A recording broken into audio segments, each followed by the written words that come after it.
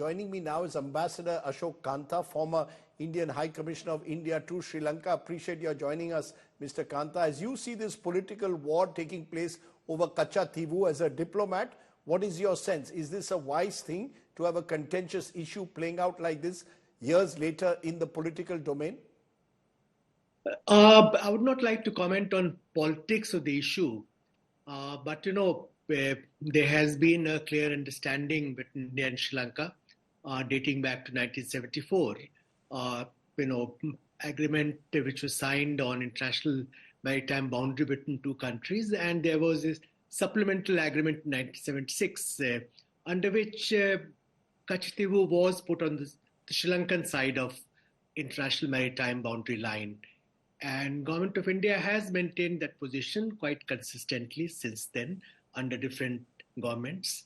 In fact, when Government of Tamil Nadu brought up the issue and the matter was taken to Supreme Court, at that time also, in fact, in 2013, if I recall correctly, the Union government maintained that the area was not ceded as such because it was part of an understanding between two countries on a disputed an island. Even later,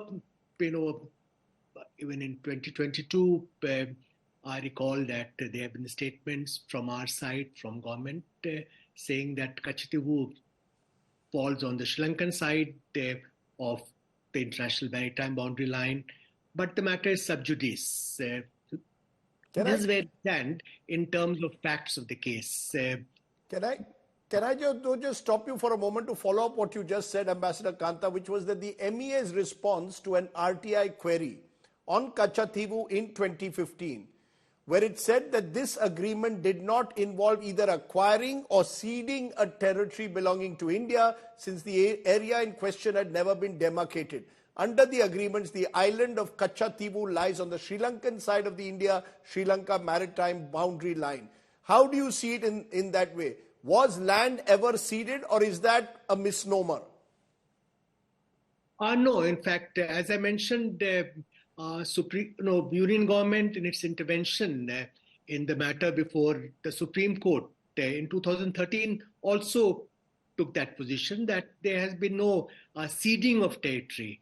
Because as part of a boundary discussion demarcation exercise, this area was found to be on the Sri Lankan side. That was the understanding reached between two countries. But Rajdeep, there's a larger issue involved here, that when it comes to Kachchatheevu, there has been a consistent position taken by Government of India that we should not reopen the issue.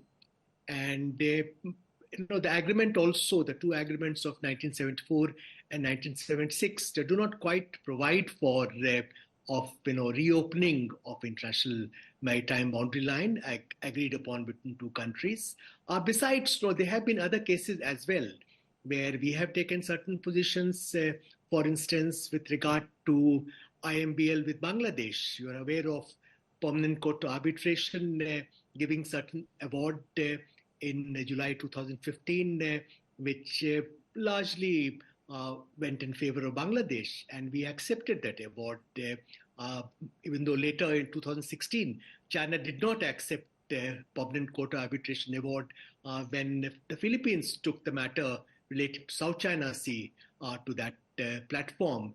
Likewise, when it comes to land boundary with Bangladesh, you're aware that we agreed on exchange of enclaves, even though in terms of number of enclaves and area involved,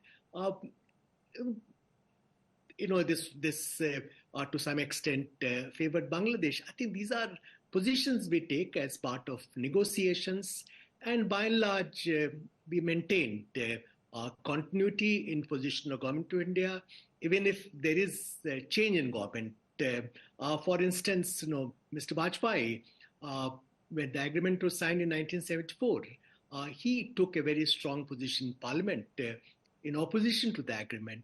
But when he was Prime Minister, I don't recall his government reopening the issue at that point of time. Am I right, therefore, you're saying don't reopen the issue?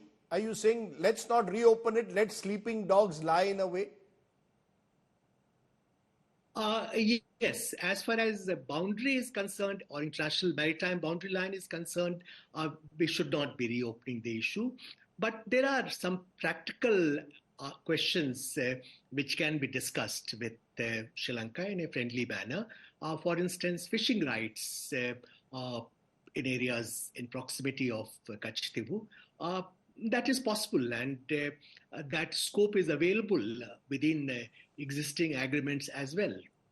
So you're saying in conclusion, focus on the human rights of fishermen, for example, who are operating in that area, their concerns, without necessarily having to now rake it up with Sri Lanka and redraw the boundary dispute and rewind the clock. Am I correct?